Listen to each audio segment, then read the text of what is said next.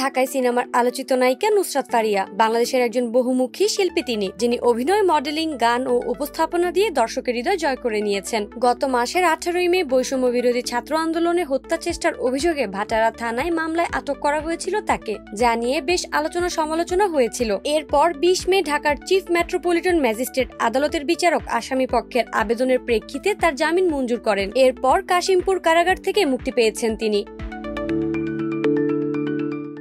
এদিকে কারামুক্ত হওয়ার 1 মাস পর সামাজিক যোগাযোগ মাধ্যমে এক পোস্ট দিয়ে ফারিয়া লিখেছেন, 1 মাস পর শেয়ার করা ছবিগুলোতে বেশ খোশ মেজাজে ধরা দিয়েছেন তিনি। নুসরাত ফারিয়ার প্রকাশিত ছবিতে দেখা গেছে তিনি একটি মাইক্রোফোনের সামনে, অর্থাৎ 1 মাস পর তিনি কাজে ফিরলেন। তাকে দেখা গেল তিনি ডাবিং করছেন। কমেন্ট বক্সে একজন নেটিজেন লিখেছেন, তোমার অতীতের ঘটনাগুলো ভুলে যাও, কিন্তু সেই ঘটনাগুলো থেকে পাওয়া শিক্ষা কখনোই ভুলে যেও না। আরেকজনের কথাই খুবই চমৎকার লাগছে, আপনার জন্য অফুরন্ত ভালোবাসা রইল। অভিনেত্রী নুসরাত ফারিয়াকে আটক কাণ্ডে নেট জুড়ে অনেক সমালোচনা হয়েছিল। অনেক তারকারাই তার পক্ষে কথা বলেছিলেন। অনেকেই মনে করছেন মুজিব একটি জাতির রূপকার সিনেমায় কাজ করার জন্যই তাকে এই শাস্তি দেওয়া হয়েছে। ছোট পর্দা থেকে বড় পর্দা, কোনো তারকারাই এটি সমর্থন করেননি।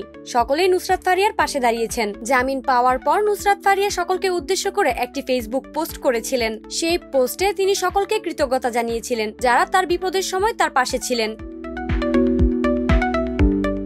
প্রসঙ্গত, আরজে থেকে আজকের চিত্রনায়িকা নুসরাত ফারিয়া। এছাড়া নামের আগে রয়েছে জনপ্রিয় উপস্থাপিকা তকমা। 2015 সালে একটি সিনেমা দিয়ে চলচ্চিত্রে অভিষেক হয় তার ক্যারিয়ার মডেলিং, রেডিও এবং টিভি উপস্থাপনা দিয়ে শুরু। পরবর্তী সময়ে তার চলচ্চিত্রে অগ্রসর হয়। 2021 সালে লন্ডন বিশ্ববিদ্যালয়ের অধীনে আইন বিষয়ক স্নাতক ডিগ্রি লাভ করেন তিনি। নুসরাত ফারিয়া কাজের পাশাপাশি তার পড়াশোনার ব্যাপারেও মনোযোগী। তাই নুসরাত ফারিয়া এখন শুধু একজন অভিনেত্রী নন, তার রয়েছে আইনি যোগ্যতা, সঞ্চালনায় প্রকাশ ও গায়িকা ভূমিকা।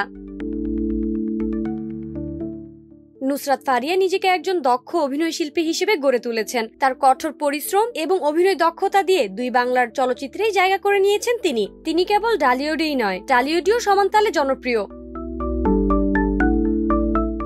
নাইমি জান্নাত ব্যাপ্তি, শোবিজ 24, ঢাকা।